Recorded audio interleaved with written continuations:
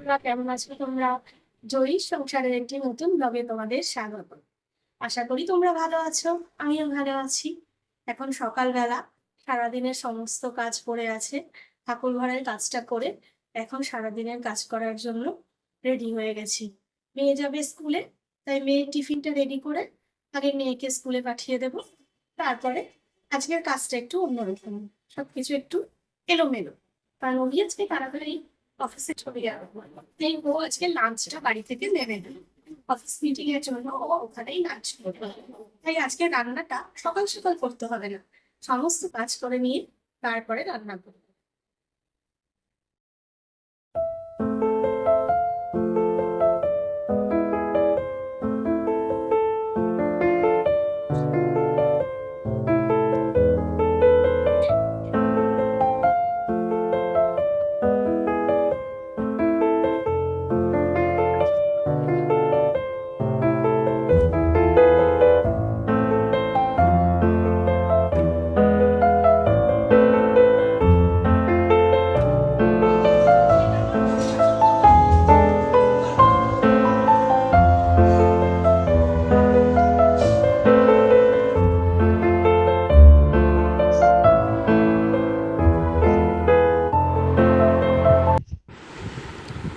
মেয়েও স্কুলে রওনা দিয়ে দিল, অভিও অফিসে রওনা দিয়ে দিল।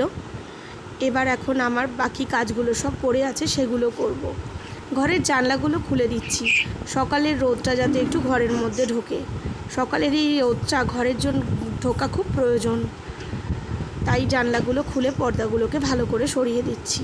তারপর এবার সমস্ত কাজগুলো করব। আজকে রান্নাটা পরেই করব বললাম না, যেহেতু রান্নার তাড়া নেই। অভি যেহেতু অফিসে নেবে না খাবার, তাই রান্নাটা একটু পরে করব। তাই ঘরগুলোকে আগে ভালো করে একটু পরিষ্কার করে নিচ্ছি। এখন সব ঘরের বিছানাগুলো তুলে নিচ্ছি। এটা মেয়ের ঘরের বিছানাটা তুলে নিচ্ছি। সমস্ত পরিষ্কার পরিচ্ছন্ন করে ঘরগুলোকে আগে গুছিয়ে নিচ্ছি। রান্না থাকলে এই কাজগুলো পরেই করতে হয়, আজকে আগেই সেরে ফেলছি।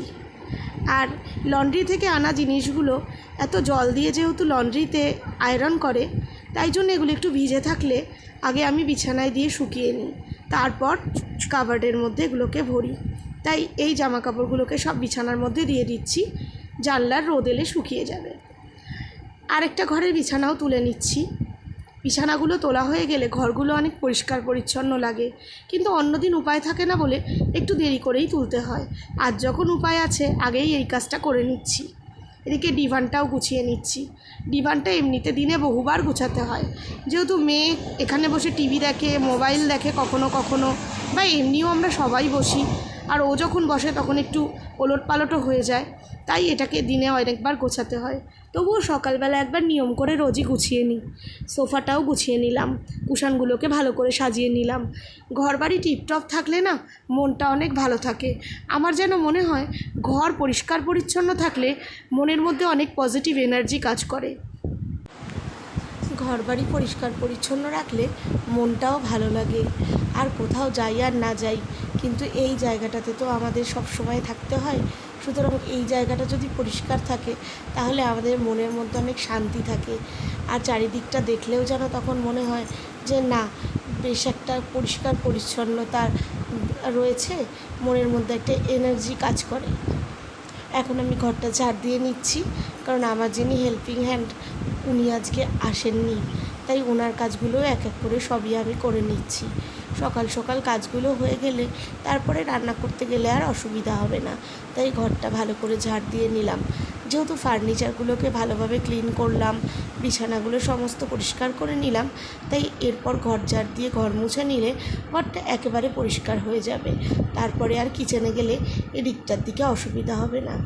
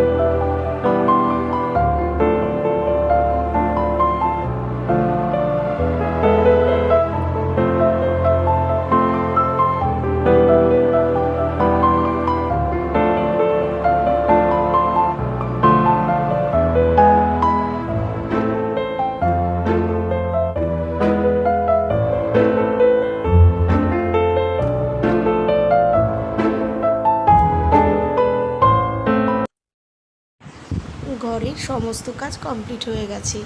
এখন চলে এসেছি রান্নার দিকে। তাই আগে সবজিটা ভালোভাবে কেটে নিচ্ছি। আলুর খোসাগুলো ছাড়িয়ে আলুটা কুচি কুচি করে কেটে নেব। এদিকে ফ্রিজে ছিল একটু কাঁঠাল, কালকে খেয়েছিলাম আর অল্প একটু ছিল। আমি আর মা বসে বসে হঠাৎ মনে পড়লো যে কাঁঠালটা আছে, ওটা ওইটুকুনিও আর ফ্রিজে রাখবো না, আবার গন্ধ হবে, তাই খেয়ে নিই। তাই কাঁঠালটা বার করেছি। আমাদের বাড়িতে কাঁঠাল কেউই খুব একটা পছন্দ করে না, শুধু আমি আর মাই খাই। তাই বাবা নিয়ে এসেছিল আমাদের বাড়িতে, তো মা ফোন করে আমাকে জিজ্ঞাসা করলো আমরা খাবো কি না। তা আমি বললাম ঠিক আছে, তাহলে অল্প করে একটু আমার আর মার জন্য তোমরা দিয়ে, এদিকে যদি আসো তাহলে দিও। তা মা আর বাবা এসেছিলো, তাই অল্প করে একটু প্যাকিং করে নিয়ে এসেছিলো। আর মা পুরো সারিয়ে নিয়ে এসেছে, তাই জন্য খেতেও খুব মজা লাগলো। আর কাঁঠালটা এত ভালো ছিল না, এত মিষ্টি, আর এতদিন পরে খেলাম, খেয়ে একেবারে মনটা ভরে গেল। মাকে বললাম মা, মাঝে মাঝে তোমার আর আমার জন্য ছোট হলেও একটা নিয়ে আসবো। আলু পেঁয়াজ যেগুলো লাগবে আজকে রান্নায়, সেগুলো রেডি করে রেখে এসে এদিকে আমি একটু আয়রন করে নিচ্ছি। লন্ড্রিতে কিছু আয়রন করা জামা কাপড় দেওয়া হয়েছিল, তবে বাকি যেগুলো থাকে সময় থাকলে চেষ্টা করি একটু নিজে নিজে বসে করে নিতে, কারণ এগুলো রোজকার জন্যই ব্যবহার হয়, তাই এগুলো আর লন্ড্রিতে পাঠাই না। আয়রন হয়ে গেছে, এখন চলে এসেছি কিচেনে রান্না করতে। তাই ডিমগুলো এক এক করে ফাটিয়ে নিয়ে একটা ভুজিয়া বানিয়ে নেব, আর তারপরে আলু আর পেঁয়াজটা ভেজে নেব। আজকে বানাবো যেটা, সেটা হচ্ছে ভাত ভাজা। এটা মেয়েরও খুব প্রিয় আর আমারও খুব প্রিয় খাবার, তাই আর হয়েও যায় খুব তাড়াতাড়ি। এটা গরম গরম খেতে ভালো লাগে বলে আজকে একটু বেলা করেই এটা বানালাম। তাই এখন এই ডিমটাকে ভুজিয়া করে তুলে রাখবো। আর আজকে কি হয়েছে, মেয়েকে যখন স্কুলে দিতে গেছি, একটা বাচ্চাকে দেখছি যে কাঁদছে, আর তার বাবা মা তাকে বোঝাতে বোঝাতে নিয়ে যাচ্ছে, তুমি যখন স্কুলে থাকবে তখন আমরাও তোমার কাছেই দাঁড়িয়ে থাকবো বাইরে, তোমার ছুটি হলে একসাথে বাড়ি চলে আসবো।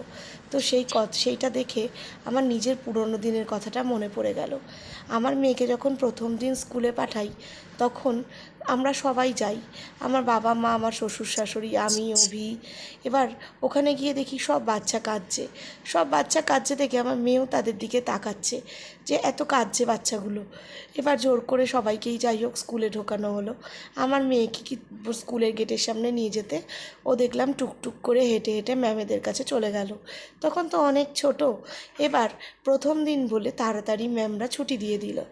ছুটি দেওয়াতে সব বাচ্চা বেরিয়ে আসছে, দেখি আমার মেয়ে ম্যামের কাছে দাঁড়িয়ে আছে। আমি বলছি এসো, ছুটি হয়ে গেছে তো। বলছে না, আমি যাব না। আমি বলছি কেন? সবাই তো আসতে চাইছে না বলে কাঁদছে, আর তুমি বাড়ি যেতে হবে বলে কাঁদছো। বলছে না, তুমি তো আমাকে টিফিন দিয়েছিলে, টিফিনটা তো আমার এখনও খাওয়া হয়নি, তাহলে আমি এত তাড়াতাড়ি ছুটি নিয়ে স্কুল থেকে যাব কেন?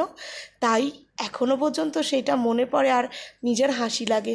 তো ওইটা যখন ম্যামরা শুনলো, তখন ম্যামরা ওকে খুব আদর করছে আর বলছে সবাই এত কাঁদছে আর তুমি বাড়ি যেতে হবে বলে কাঁদছো।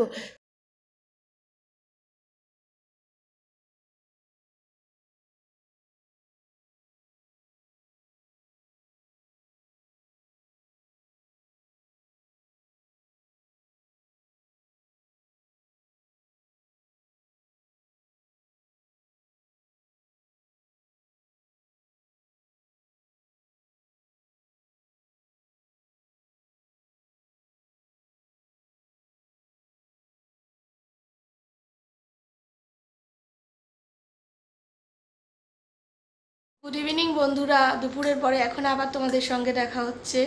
এখন আমরা চা খেতে বসেছি, আর এদিকে মেয়েকেও পড়াতে বসেছি। এখানে আমরা চা নিয়ে বসেছি, এখানে মাম্মাম পড়তে বসে গেছে। মাম্মামের ছুটি কমপ্লিট হয়ে গেছে, দুদিনের ছুটি ছিল, দুদিন মুভি টুভি দেখেও আবার পুরো ভালোভাবে আবার এখন ঠিক আছে তো, পুরো একদম রিল্যাক্সভাবে এখন আবার পড়তে বসে গেছে।